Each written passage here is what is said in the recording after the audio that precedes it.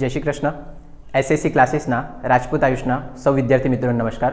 મિત્રો, આ એક નાનકડો ઇન્ટ્રો વિડીયો છે જે લેક્ચર સ્ટાર્ટ થવા પહેલાં 2 મિનિટનો ચાલશે, એના પછી લેક્ચર સ્ટાર્ટ થશે, બરાબર. અને સૌથી પહેલાં મેં વાત કરી દેમ તો મારું નામ આયુષ રાજપૂત અને આપણા ક્લાસીસનું નામ છે એસએસીસી, જેનું ફૂલ ફોર્મ છે સ્ટુડન્ટ અચીવ કોમર્સ ક્લાસીસ, બરાબર. અહીંયા સાઇટ પર તમને મારો મોબાઈલ નંબર દેખાશે. જો તમને કોઈ પણ સબ્જેક્ટમાં ડાઉટ હોય 11, 12 કોમર્સ, બીકોમ, એમકોમ, બરાબર, તમે એના પર મેસેજ કરીને પૂછી શકે. પછી એની નીચે મારા યુટ્યુબનું ચેનલ દેખાશે અને એ યુટ્યુબના ચેનલ પર તમને 11, 12ના તો થોડાક ઓછા મળશે, પણ બીકોમ એમકોમના પૂરેપૂરા વિડીયો મળશે તમને. અને એની અંદર વિડીયોની અંદર કોમેન્ટ કરજો જો કંઈ બી નહીં ખબર પડે તો, બરાબર. આ બાજુ મારા ઉપર દેખાશે મારું પર્સનલ ઇન્સ્ટાગ્રામ અકાઉન્ટ હશે, એની નીચે આપણા ક્લાસીસનું ઇન્સ્ટાગ્રામ અકાઉન્ટ હશે અને એની નીચે એક ઇન્સ્ટાગ્રામનું અલગથી અકાઉન્ટ બનાવ્યું છે જેની અંદર 11, 12 પ્રથમ પરીક્ષા અને દ્વિતીય પરીક્ષાના તમને પેપર મળી જશે, બરાબર. અને એકદમ લાસ્ટમાં તમને દેખાશે ટેલિગ્રામનું ચેનલ છે. ટેલિગ્રામના ચેનલની અંદર 12th બોર્ડના અને બીકોમ એમકોમના યુનિવર્સિટીના બધા પેપર મૂકેલા છે, બરાબર. અને એ પેપર શોધવા માટે મારા એમકોમની અંદર સાથે ભણતી એક છોકરી હતી પ્રિયા, જેણે હેલ્પ કરી છે, તો એ બધું ક્રેડિટ એને જ જાય છે, બરાબર. અને સ્પેશિયલી વાત કરી દેમ તો આપણા ક્લાસના અત્યાર સુધી કોઈ પેઇડ કોર્સ એટલે કે જે તમે પૈસાથી ખરીદીને ભણી શકે તેવા કોઈ કોર્સ નથી અને આપણા ટ્યુશન ક્લાસીસનું કોઈ અત્યાર સુધી એપ્લિકેશન નથી, બરાબર, જે ટૂંક સમયમાં ડેવલપ થશે, બરાબર. કંઈ બી ડાઉટ હોય એની ટાઈમ તમે પૂછી શકે અને આ જેટલી વસ્તુ દેખાય એ બધી વસ્તુ હું હેન્ડલ એકલો જ કરું છું. એટલે કદાચ શક્યતા એવી કે તમારા મેસેજના રિપ્લાય આપવામાં કે કોમેન્ટના રિપ્લાય આપવામાં થોડો ટાઈમ લાગી જાય, તો થોડુંક વેઇટ કરજો અને આપણે વિડીયો સ્ટાર્ટ કરીએ, બરાબર. Thank you. અને 16માં આવેલા ઠાકોરભાઈ જોઈ લેવો જો, ખાલી બેટરા ઉચકીને આવ્યા જ કરતા રહી દો, મને ખબર ને. 15માં આપેલો ને હોમવર્ક મેં, તો આ લોકોને જરીક સમજાવો, તમે જ છે હોશિયાર. ગણેલો જ કેમ જો ને. હા, ઓય જવાબ કેટલો ભાવીને કહેતો? 2,20,60,600. ચાલો, 16મો દાખલો. અરે તો દોસ્તાર લોકો હોય તો હું કાંઈ કરવાનું, છોકરા લોકોને થોડી કંઈ કહેવાનું હોય, બહાર મારે એ લોકો તો. 16મો જોવો છો. શ્રી ઠાકોરભાઈ પાસે 5 મકાનો છે. આ 5 મકાનોની બી વાત કરેલી આપણે. એની અંદરથી 3 નિરાંત, વિસામો અને છેડો વિશે આપણે લખવાના હતા કદાચ, હા ને. અને એમાં તમને લાસ્ટ સુધી ગણીને આવવા કીધેલું ને, આપણે ખાલી લોન પર વ્યાજ ગણવું, અહીંયા એવું વાત થયેલી આપણી, યાદ હોય તો. તમારી વાત યાદ નહીં હોય તો મને તો યાદ છે. ચાલો, 4 મકાન છે: આરામ, વિશ્રામ, નિરાંત, વિસામો ને છેડો. એમાંથી જે વિશ્રામ હતો તે વિશ્રામ કયો હતો? ધંધો વ્યવસાય વાળો. દેખાય? અંગત ધંધા માટે ભાડે આપ્યું છે. જો એનો પોતાનો ધંધો ચાલતો હોય ને તો તે મકાન મિલકતની આવકમાં નહીં આવે, એ કયામાં આવે? ધંધા વ્યવસાયની આવકમાં. અને ધંધા વ્યવસાયની આવક મકાન મિલકતની અંદર લખાય નહીં. એટલે વિશ્રામ માટે કંઈ નહીં કરવાનું. આરામ જે છે તે સ્વરેઠાણ માટે છે. સ્વરેઠાણ હોય તો ખાલી લાસ્ટ સુધી ડેશ કરવાનું, ચોખ્ખું વર્તમાન મૂલ્ય 0 લખીને પછી આગળ ગણતરી કરવાની. એટલે આરામ, નિરાંત અને બીજા 2 નામ વિસામો ને છેડો. દૃષ્ટિ કેમ નહીં આવી? અંજલી નહીં ખબર? ચાલો, હવે જોજો, તમે અહીંયા ગણશે ચોખ્ખું વાર્ષિક મૂલ્ય. જે ચોખ્ખું વાર્ષિક મૂલ્ય હોય તે સ્વરેઠાણ માટે ડેશ, બાકીના આ 3નો તમે જવાબ લાવશે. એ જવાબ મેં અહીંયાથી લખી જ દેતો છે એટલે આપણા માટે ઇઝી પડે. 7,10,000 એટલે તમે ચેક કરી લેજો જવાબ આવે કે નહીં આવે. 7,10,000, 11,60,000 અને 14,40,000 થાય ને. પેલું ખાલી નમૂનો મૂકવાનો ને એની અંદર કિંમત મૂકવાની તે જ, હા ને. નહીં થાય તો બી કરવા જ પડે. ચાલો, એના પછી એમાંથી બાદ કરવાનું. ખાસ કપાત લખે કે શું લખતા છે? ખાસ કપાત. એ ખાસ કપાતની અંદર 3 વસ્તુ. નંબર 1 સ્ટાન્ડર્ડ રકમ 30% ને, સ્ટાન્ડર્ડ કપાત 30%. નંબર 2 લોન પર વ્યાજ. એની અંદર 2 પ્રકારના વ્યાજ: મૂડીકૃત વ્યાજ, પાછલા વર્ષનું વ્યાજ. એના પછી જે બચશે તે તમારા માટે કહેવાશે કર પાત્ર આવક. ચાલો,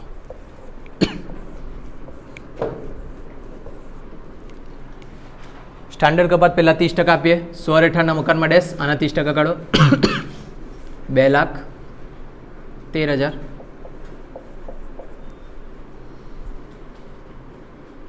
બરાબર કે પછી પહેલાંના 30%, 3,48,000,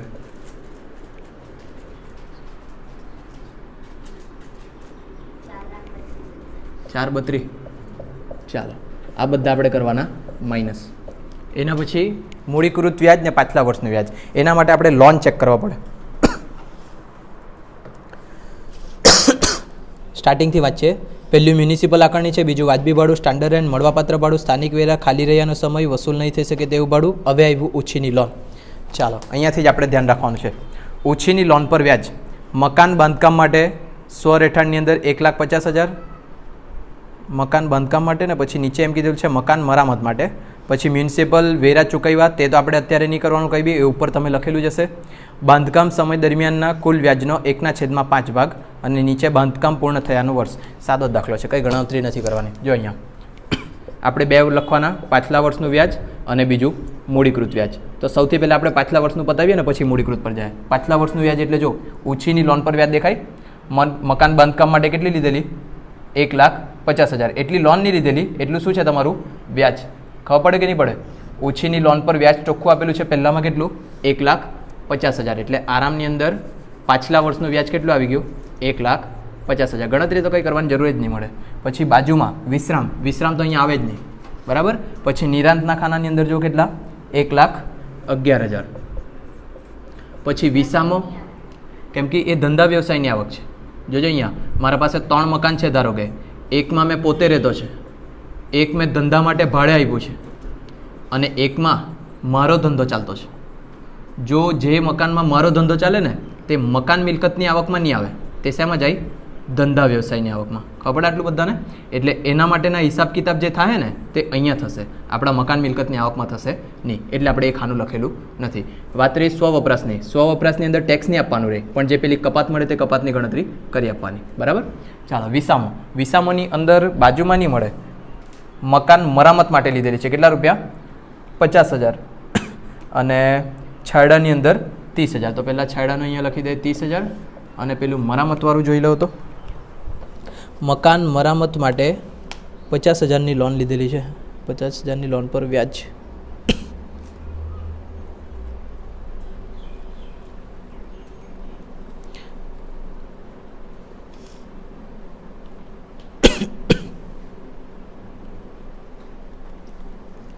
ખાલી એમાં જ 50,000 મરામત માટે છે, બાકી બધામાં કોઈમાં નહીં મળે, બરાબર. ને આવા જ જોઈએ, એટલે અહીંયા કેટલા આવવાને? 50,000. એના માટે કોઈ સ્પેશિયલ કાયદો તો યાદ નહીં મળે. મૂડીકૃત વ્યાજ. મૂડીકૃત વ્યાજ એટલે જો જે તમારા બાંધકામ સમય દરમિયાન, એટલે કે જ્યારથી તમે લોન લીધી ત્યારથી લઈને જ્યાર સુધી મકાન બંધાય, આ દરમિયાન તમે જેટલું લોનનું વ્યાજ ચૂકવેલું હોય એ લોનનું વ્યાજ એના 1/5 કરીને તમને કેટલા વર્ષ સુધી કપાત મળે? 5 વર્ષ સુધી. તો તેના માટે તમારે જોવા પડે કે મકાન કયા વર્ષમાં બન્યું તે તમને લાસ્ટમાં આપ્યું છે. જો બાંધકામ પૂર્ણ થયાનું વર્ષ પહેલાંમાં કેટલા આપેલા છે? 2015-16. હવે મૂડીકૃત વ્યાજમાં જોઈ લેજો, ડાયરેક્ટ જ આપેલું છે બાંધકામ સમય દરમિયાનના કુલ વ્યાજનો 1/5 ભાગ. તો ગણતરી નથી કરવાની, અહીંયા ડાયરેક્ટ 10,000 મૂકવાના છે. પણ એ 10,000 ક્યારે મૂકવાના? જે 5 વર્ષ સુધી હોય તો. હા, 10,000.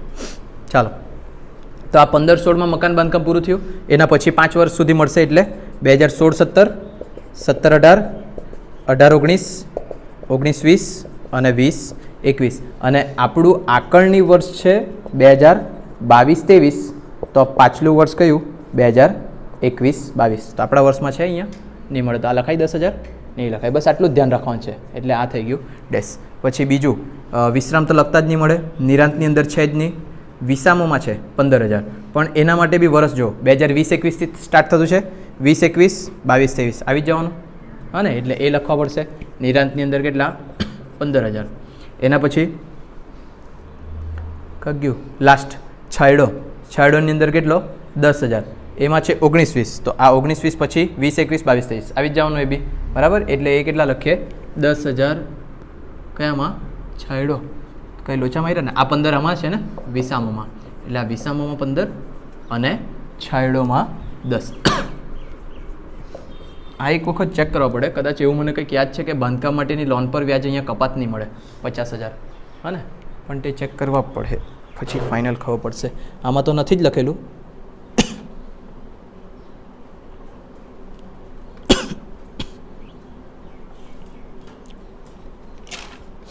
અલગથી હેડિંગ આપીને લખી દેજો નહીં, મરામત માટેની લોનનું વ્યાજ કેટલા રૂપિયા? 50,000. એને ખાલી છૂટું પાડીને લખી દેજો બસ, કેમ કે આ મરામત માટે એટલે પાછલા વર્ષમાં એડ નહીં થાય, હા ને, એ ખાલી અલગથી બતાવી દેવાનું એટલે આ પરફેક્ટ આવે તમારું. જે આન્સર આવે તે લાવવાનું. કયા નંબરનો દાખલો તમારી નોટમાં? કેટલા? 16.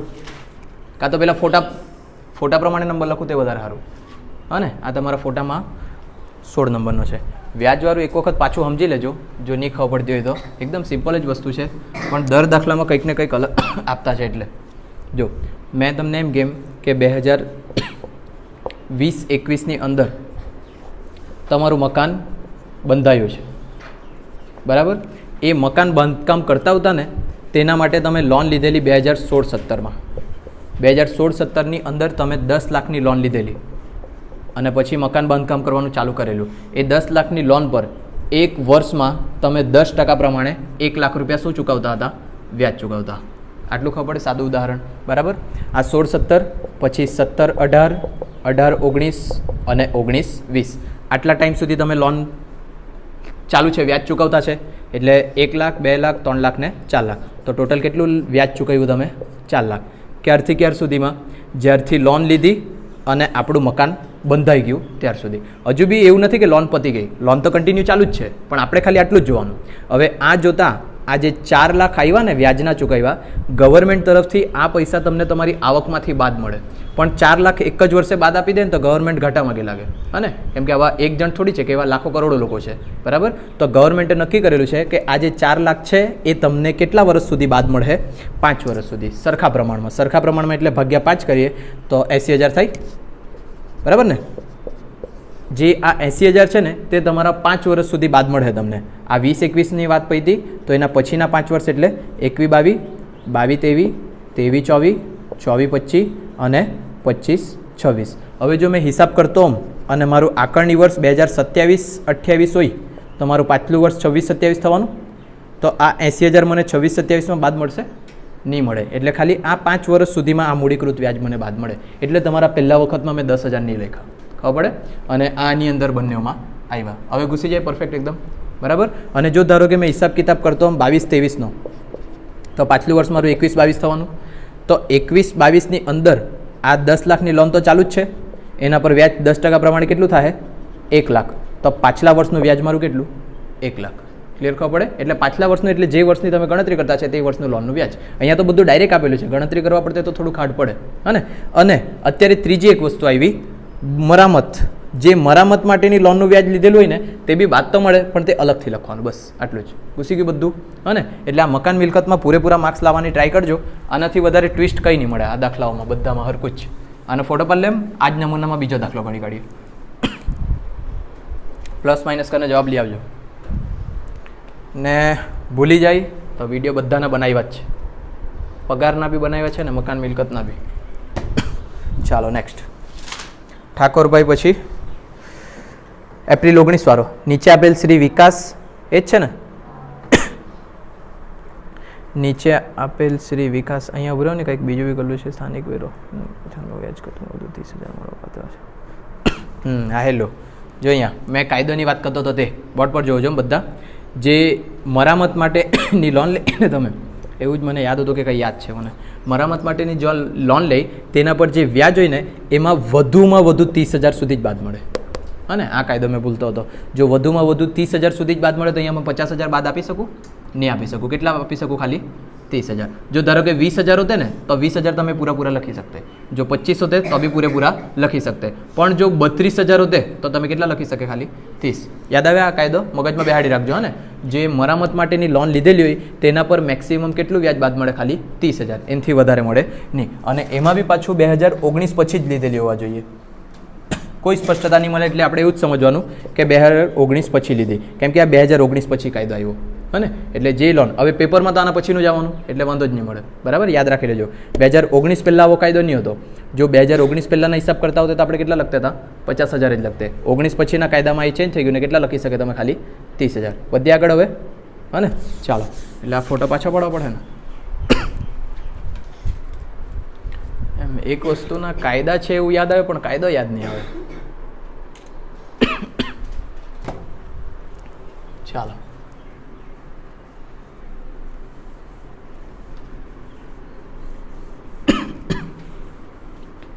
શ્રેયા મારી તો ખાસી સારી થાય કે શ્રેયા તું એ કંઈક તો કર્યું છે ભાઈ કહેવાય નહીં મેં સોરી કહી દેમ બસ તને હવે બક્ષી મૂકમાં ચાલો 17માં જોજો નીચે આપેલ શ્રી વિકાસ સહાયના રહેઠાણના મકાનોની માહિતી ઉપરથી આકારણી વર્ષ 2022-23 માટે મકાન મિલકત આવકના શીર્ષક હેઠળ કરપાત્ર આવક ગણો. તો અહીં આપણે વર્ષ લખીએ આ વખતે આકારણી વર્ષ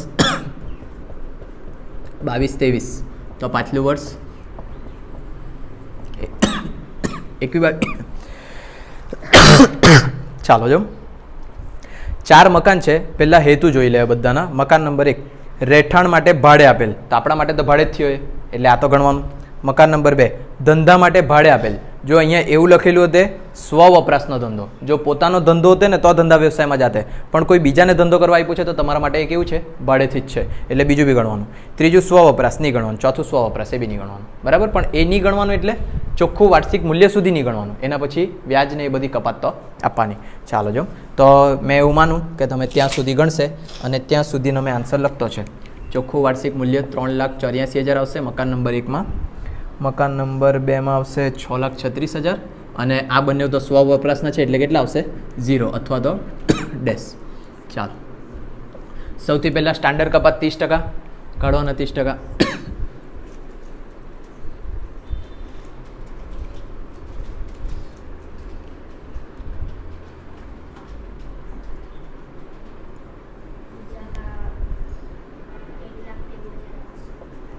એક 90,800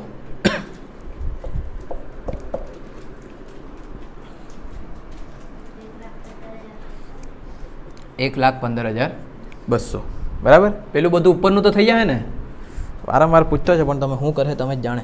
ચાલો જેમ હવે લોનવાળું હોદ્દીએ આપણે. પહેલાં હેતુ વાંચ્યું, પછી મ્યુનિસિપલ આકારણી, પ્રમાણિત ભાડું, વાજબી ભાડું, ખરેખર મળવાપાત્ર ભાડું, પછી મકાન ખાલી રહેવાનો સમય, લોનવાળું દેખાતું જ નહીં મળે. શ્રી વિકાસે ચૂકવેલ મ્યુનિસિપલ વેરો, મરામત ખર્ચ આવેલું, મૂડીકૃત વ્યાજ બાંધકામ માટે લીધેલી લોનનું, પછી એના નીચે ભાડુઆતે ચૂકવેલ મ્યુનિસિપલ વેરા બાંધકામ પૂર્ણ થયાનું વર્ષ. પહેલાં તો જોજો મૂડીકૃત વ્યાજ પહેલું મકાન નંબર 1માં કેટલું છે 2 લાખ.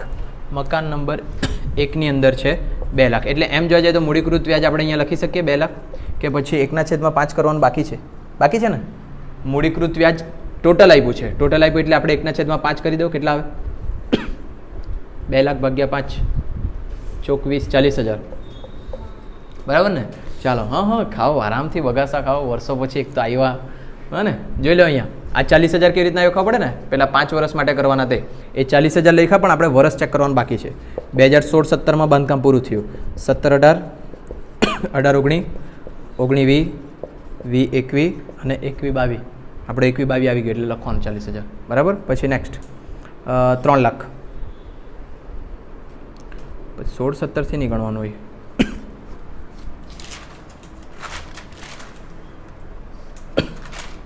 ચાલો જો બાજુવાળું જો. એના પછી 2013-14 છે ને આપણે એનું ગણીએ જ નહીં કેમ કે 14-15 15-16 16-17 અને 17-18 એમ બી ખેલ પૂરો થઈ ગયો એનો હા ને. એટલે રકમ ગણવાની જરૂર નહીં મળે. એના પછી ત્રીજું જો 2014-15 2014-15 15-16 16-17 17-18 18-19 એ બી પતી ગયું. 19-20 જો 20 આવે તો બી નહીં જ લખાવાનું. છેલ્લું જો 2018-19 2018-19 19-20 20-21 21-22 અને 22-23 એટલે આ આવશે જ ફાઇનલ વાળું. છેલ્લું કેટલું 3 લાખ. 3 લાખ ભાગ્યા 5 કરો 60,000. અને અહીંયા જો આ જે વર્ષ ગણવાનું ને જે વર્ષે બાંધકામ પૂરું થયું ને તે વર્ષ સાથે ગણવાનું. 16-17 પછી 17-18 18-19 19-20 ને 20-21 આ વર્ષ નહીં આવે એટલે આ બી નહીં લખાય બરાબર. એક વસ્તુ જો મગજમાં બેહાડી રાખજો, જે વર્ષે બાંધકામ પૂરું થયું ને તે વર્ષથી ગણવાના વર્ષ બરાબર. 16-17 પૂરું થયું તો 16-17થી સ્ટાર્ટ કરવાનું. 16-17 17-18 18-19 19-20 20-21 એ તો એક વર્ષના લીધે ભૂલ પડે. તો આ બધામાં તો કંઈ ધાડે જ નહીં મારવાનું, ખાલી એક જ લખવાનું રહ્યું બરાબર. યાદ રાખજો લોન પેલું મરામત માટે લીધેલી હોય ને તે અલગથી લીધેલી હોય તેના માટે છે. મૂડીકૃત માટે એવું કોઈ કાયદો નથી બરાબર. ચાલો ને પાછલા વર્ષનું લોન ને એવું તો કંઈ આપેલું નથી એટલે વાત પતે. 60,000 માઇનસ એટલે આ 60,000 આ ડેશ આ માઇનસ કરી દે ને આ બી માઇનસ કરી દે એટલે ફાઇનલ આન્સર ચેક કરીને પછી આગળ વધીએ.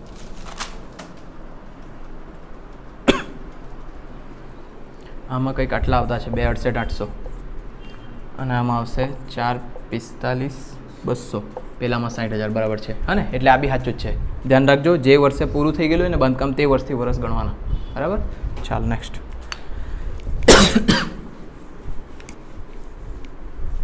જે લોકો નહીં આવ્યો બહુ ઘણું નુકસાન થઈ ગયું એ લોકોનું. કાલે કેમ નહીં આવેલી ભૂમિકા?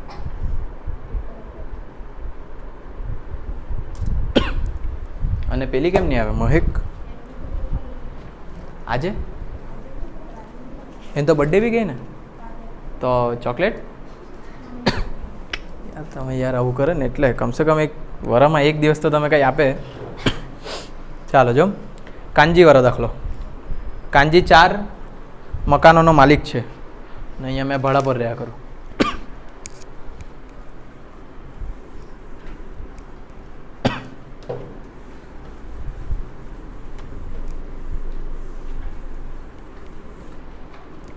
ચાલો, કાનજી 4 મકાનનો માલિક છે. નીચેની વિગતો પરથી આકારણી વર્ષ 2014-15 આટલું જૂનો દાખલો પૂછ્યું મેં કહ્યું.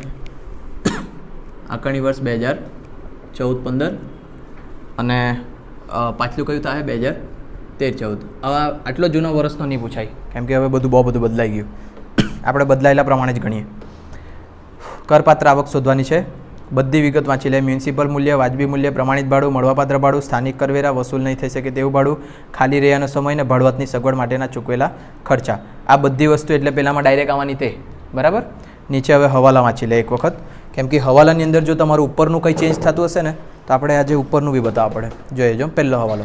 તારીખ 1/3/7 રોજ મકાન નંબર 1ના બાંધકામ માટે 3,20,000ની લોન 10% દરે લીધી. બાંધકામ તારીખ 31/1/9 રોજ પૂરું થયું. લોનના વ્યાજ માટે જ છે હવાલો આખો. બરાબર. નંબર 2 જો 1/11/10 રોજ મકાન નંબર 2ના બાંધકામ માટે આ બી લોન પર વ્યાજ જ છે. ત્રીજું જો 1/4/13 રોજ મકાન નંબર 3ના સમારકામ માટે લોન, આ બી લોન પર વ્યાજ. નંબર 4 મકાન નંબર 4ના સ્વ વપરાશનું છે. આ મકાન ખરીદવા માટે અહીંયા જો અંતાડીને આપેલું છે પણ મકાન નંબર 4ની ડિટેલ તો આપેલી જ નહીં મળે. 3 જ મકાન છે ને. પણ જો અહીંયા 4માં કયું છે તે સ્વ વપરાશનું છે એટલે આપણને પેલા ડિટેલની એમ બી જરૂર પડે નહીં, ડાયરેક્ટ ડેસેજ કરવાના. સ્વ વપરાશનું છે. આ મકાન ખરીદવા માટે 1/3/12 રોજ 13,200,000 છે કે 13,200,000ની લોન 10%ના દરે ઉછીની લીધી. આ બી લોન પર વ્યાજ. મકાન નંબર 2ના સ્થાનિક વેરા પાછલા વર્ષ 2012-13ના 9,424 હતા. તે પણ માલિકે પાછલા વર્ષ 13-14 દરમિયાન ચૂકવી દીધા. સ્થાનિક વેરા ઉપર કેટલા છે તે જોજો. મકાન નંબર 2માં 8%. એ 8% કોના કાઢવાના હશે? હેના મ્યુનિસિપલ મૂલ્યના કાઢો ને. કેટલા થાય 8%?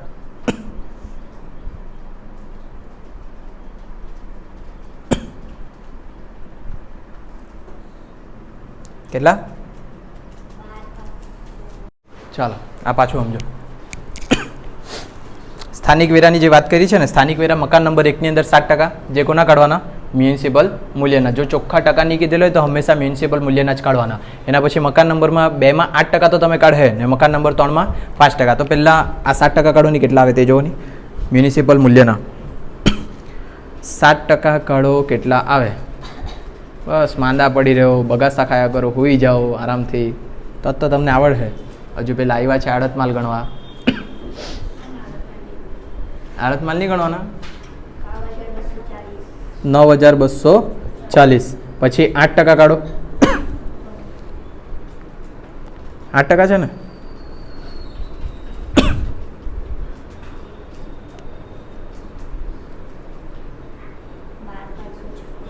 12,576 ને 5% કાઢો.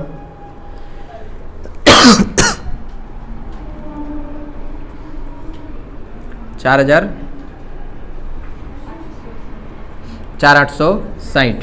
ચાલો બોર્ડ પર જોજો. જે તમે સ્થાનિક વેરા લખે ને નમૂના પ્રમાણે, ઓય પાછળ ચૂપ રહેજો એફઆઈ વાળા. જે તમે સ્થાનિક વેરા ઉપર નમૂનામાં લખે તેમાં પહેલામાં 9,240, બીજામાં 12,576 ને ત્રીજામાં 4,860 આવવા જોઈતું હતું. પણ હવાલામાં જો કંઈક કીધેલું છે. નંબર 5 મકાન નંબર 2ના સ્થાનિક વેરા પાછલા વર્ષ 2012-13ના 9,424 થયા હતા. તે પણ માલિકે પાછલા વર્ષ 13-14 દરમિયાન ચૂકવ્યા. એટલે કે જે આ બીજું નંબરનું મકાન છે ને નંબર 2, આ બીજા નંબરનું મકાનમાં 2012-13ના છે ને સ્થાનિક વેરાના આટલા થયેલા હતા 9,424, જે એણે 2013-14માં ચૂકવ્યા. તો જે જે વર્ષે સ્થાનિક વેરા ચૂકવાય ને તે વર્ષે લખાય. તમને એક કાયદો કીધેલો, સ્થાનિક વેરો જો ચૂકવવાનો બાકી હોય તો લખાય નહીં. યાદ આવે?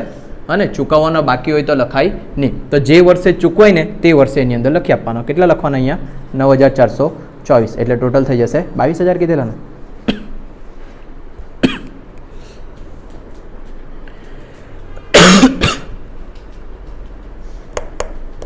બરાબર. જોજો અહીંયા સ્થાનિક વેરાનો કાયદો સમજો.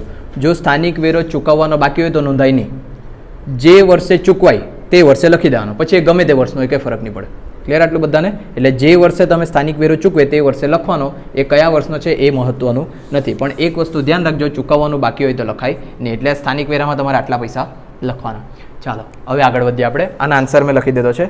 ચોખ્ખું વાર્ષિક મૂલ્ય આનું થશે 109,760, 1,20,000, 94,040. અને પેલું જે છે ચોથું મકાન આપણે પેલામાંથી લખ્યું. શેમાંથી? હવાલામાંથી. એ સ્વ વપરાશનું છે એટલે આપણે એને કરી દેવાનું ડેશ. સ્ટાન્ડર્ડ કપાટ 30% કાઢો.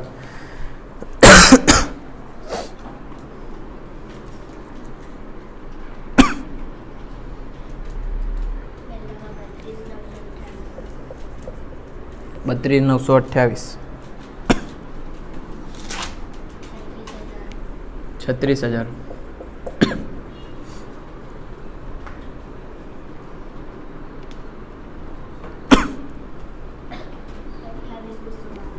28,212. અને આમાં તો આવશે ડેશ. હવે આપણે બધા હવાલા પતાવીએ. જો હવાલો નંબર 1 જો, તારીખ 1/3/7 રોજ મકાન નંબર 1ના બાંધકામ માટે 3,20,000ની લોન 10%ના દરે લીધી. બાંધકામ તારીખ 31/1/9 રોજ પૂરું થયું. બરાબર. જોઈએ હવે જો પહેલાં અહીંયા લખીએ હવાલા નંબર 1. એવું લખું, હવાલા નંબર 1. મકાન નંબર 1ની વાત કરી છે એટલે અહીંયા હેડિંગ આપું મકાન નંબર 1. તમારે બે વસ્તુ જોવાની, કઈ તારીખે લોન લીધી, કઈ તારીખે બાંધકામ પૂરું થયું. તો અહીંયા મેં લખું લોન લીધા તારીખ. લોન કઈ તારીખે લીધેલી છે? 1/3/7. તો મને કેવું આ શેમાં જશે? 7/8માં જશે કે 6/7માં આવશે? 7/8માં જવાનું. 7મા વર્ષ ને 8મું વર્ષ ચાલુ ક્યારે થાય? 1/4/7 થી 31/3/8 આવે. આમાં અચાનક જ તમે તમારો બદલી કાઢ્યા કરે એટલે આ કયા વર્ષમાં જશે? 2006-7ના વર્ષમાં. ક્લિયર આટલું બધાને? એના પછી લોન લીધા તારીખ પછી મકાનનું બાંધકામ પૂર્ણ થયા તારીખ આપ્યું છે. બાંધકામ પૂર્ણ થયા તારીખ કેટલી? 31/3/9. એટલે આ શેમાં જશે? 31/1/9. સોરી, આ શેમાં જશે? 9/10 સ્ટાર્ટ ક્યારે થાય? 1/4/9 થી 31/3/10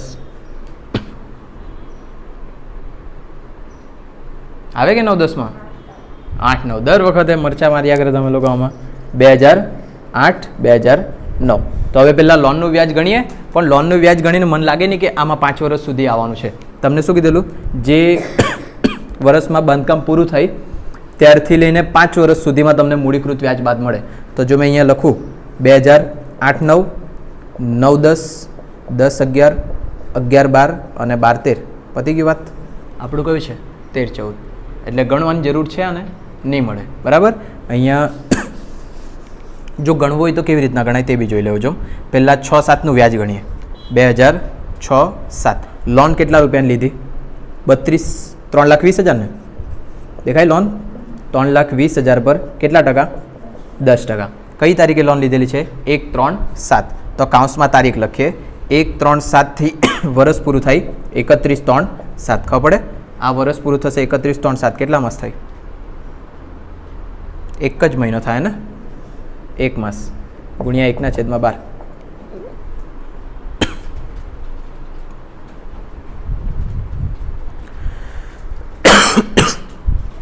કેટલું?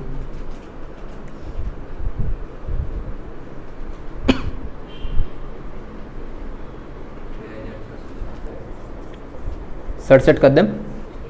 666 વધતું જતું છે ને. ચાલો હવે આ જે વ્યાજ આવ્યું તે તો તમારું મૂડીકૃત ટોટલ વ્યાજ આવ્યું. ભાગ્યા કેટલા કરવા પડતા તમારે? 5 કરો. ભાગ્યા 5.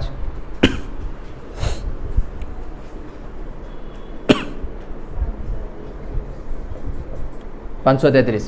પણ આ 533 અહીંયા લખવાના કે નહીં લખવાના તેના માટે વર્ષ જોવા પડે કે નહીં પાછું? તો આપણે વર્ષ પ્રમાણે જોયું તો આ તો આવવાના નહીં. પણ હજુ એક વર્ષનું ગણવાનું રહી ગયું કે 6, 7, 7, 8નું ગણવાનું રહી ગયું વ્યાજ. દેખાય અહીંયા 2007-8નું બી વ્યાજ ગણવા પડે. 7-8નું વ્યાજ 3,20,000 એના પર ગુણ્યા 10% પૂરેપૂરા 32,000.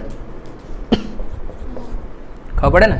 એના પછી 8-9 એ જે વર્ષે બાંધકામ પૂરું થયું તે વર્ષનું ગણવાનું નહીં. એટલે આ 32,667 આવતે ભાગ્યા 5 કરતે ને જે રકમ આવતી તે અહીંયા લખવાની તો હતી પણ વર્ષ જ નહીં મળે તો લખવાનું નહીં. તો પહેલાં વર્ષ જ ગણી લેવાનું. જો લખવાનું જ નહીં હોય તો ગણવાની જરૂર જ નહીં મળે.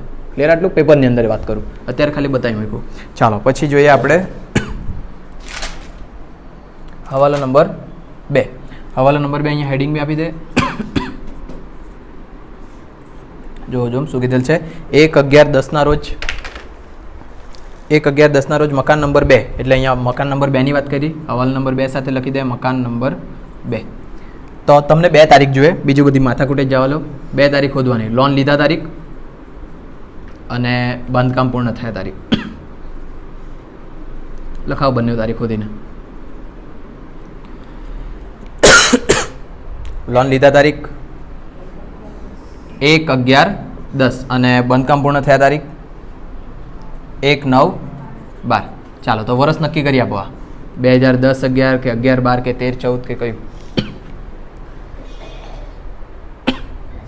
2010-11 અને આ 11-12 ઉપર લખે એટલે 12-13 આવી જાય. જોઈ લેવાનું એકવાર. 11-12 લખે એટલે 1/4/11 થી 31/3/12 આ તારીખ તો આવી જ નહીં. હા ને? એટલે કયું થાય? 2012-13. ચાલો આ 2 નક્કી થઈ ગયું. આપણે પહેલાં પેલું જ જોઈ લઈએ. પેલું તો આવવાનું જ 13-14 જ છે.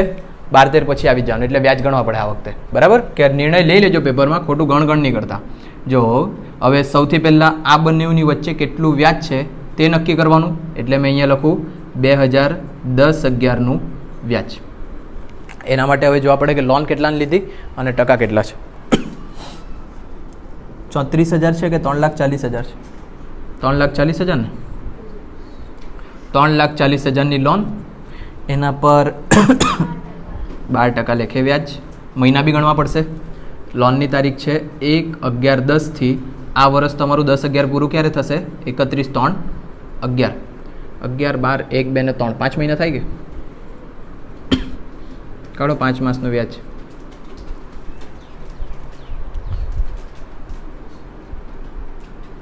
$3,500. કેટલા? 17,000. 3500 ક્યાંથી બોલ્યા કરતો તમે? ચાલો 2010-11 થઈ ગયું. એના પછી 11-12 2011-12નું વ્યાજ 3,40,000.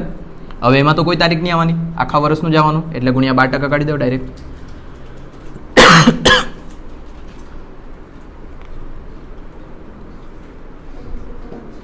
$40,800. પછી 12-13 જે વર્ષે બાંધકામ પૂરું થયું તે વર્ષનું વ્યાજ ગણવાનું નહીં. ક્લિયર? આટલું માધવ ટોટલ 57,800. બરાબર કે? આ જે છે તમારું મૂડીકૃત વ્યાજ ભાગ્યા કેટલા કરવા પડે તમારે? 5. 11. ચાલો એટલે આ 11,560 મકાન નંબર 2 માં મૂડીકૃત વ્યાજમાં 11,560. ચાલો અને આના ઉપર એક રહી ગયું ને ગણવાનું, પાછલા વર્ષનું બી સાથે સાથે જ ગણવા પડે ને. અહીંયા જો આ મકાન નંબર 1 ખરીદેલું જે છે 8-9માં બાંધકામ પૂરું થયું પણ લોન તો ચાલુ જ છે ને. લોન ચાલુ એટલે પાછલા વર્ષનું વ્યાજ મારે ગણવું હોય. પાછલા વર્ષનું વ્યાજ અને પાછલું વર્ષ છે આપણું 2013-14. લોન કેટલાની લીધેલી છે? 3,20,000. એટલે અહીંયા લખીએ 3,20,000. એના કેટલા ટકા કાઢવાના? 10%. એટલે 32,000 ડાયરેક્ટ. ખબર પડે? પાછલા વર્ષનું તો લખવાનું રહી જ ગયું એટલે અહીંયા બી પાછલા વર્ષનું ગણીએ. ચાલો પાછલા વર્ષનું વ્યાજ. પાછલા વર્ષનું વ્યાજ એટલે કયું વર્ષ? 2013-14. ચાલો લોન કેટલાની? 3,40,000. કેટલા ટકા વ્યાજ અહીંયા? 12%. 40,800 જવાનું એટલે આ આવી ગયું 40,800. ત્રીજું મકાન જાતે ટ્રાય કરવાનું. તમારામાં મોટિવેશન જ નહીં મળે તો. હવાલો નંબર 3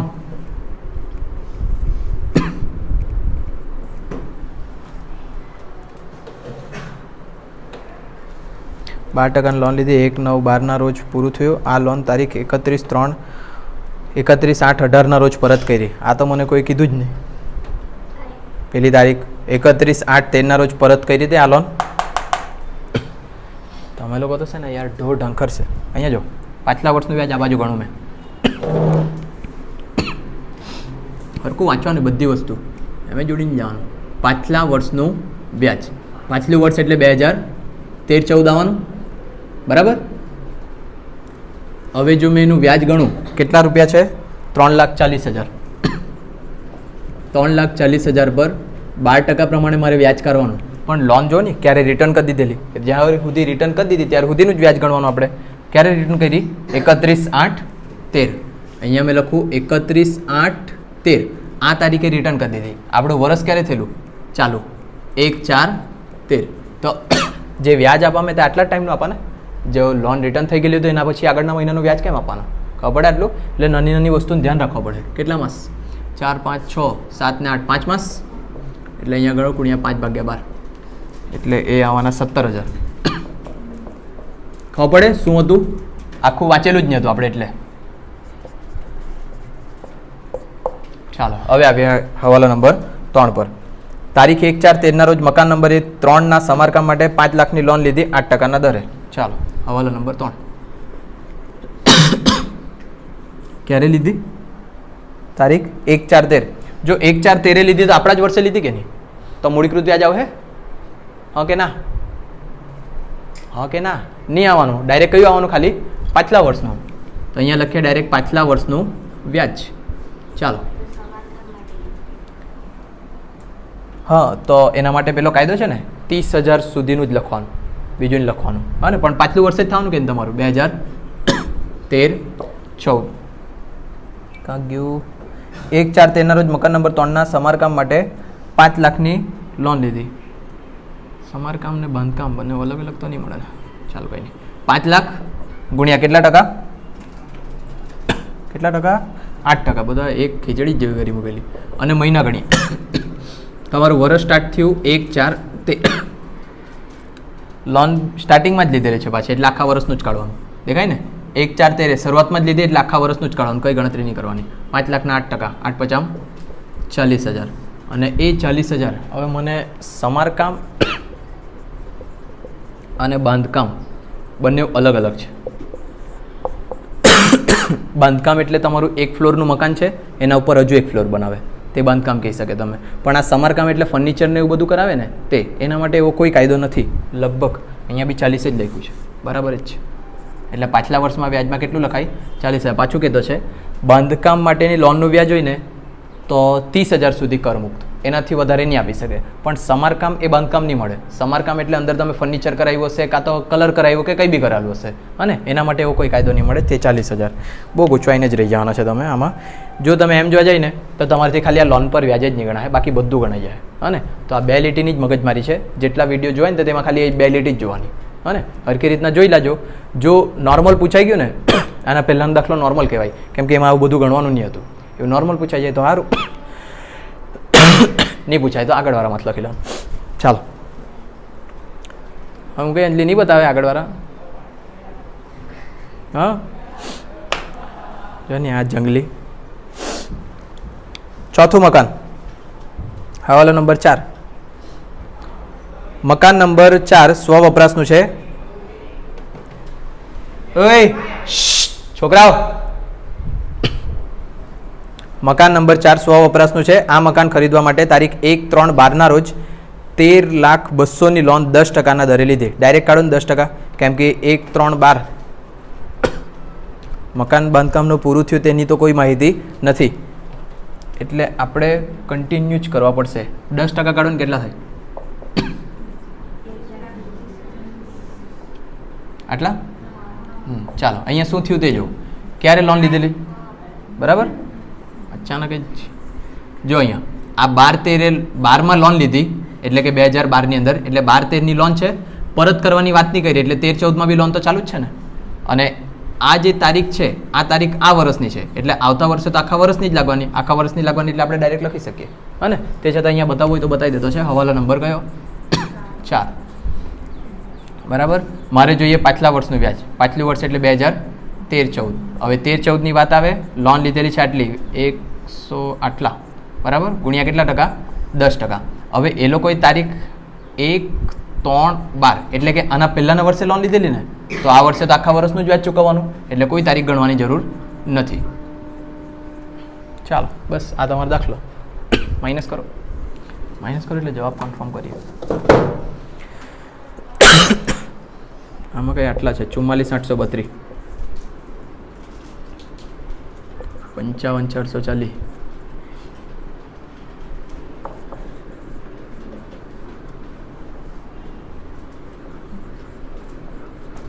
બધા ચેક કરી લેજો એકવાર.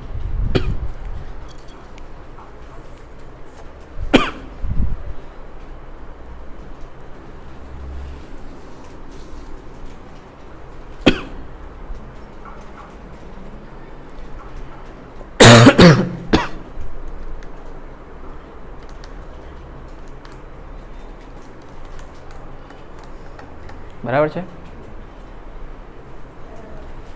બસ આજે આટલું જ છે. ખાલી લોન પર વ્યાજ નથી આવતું.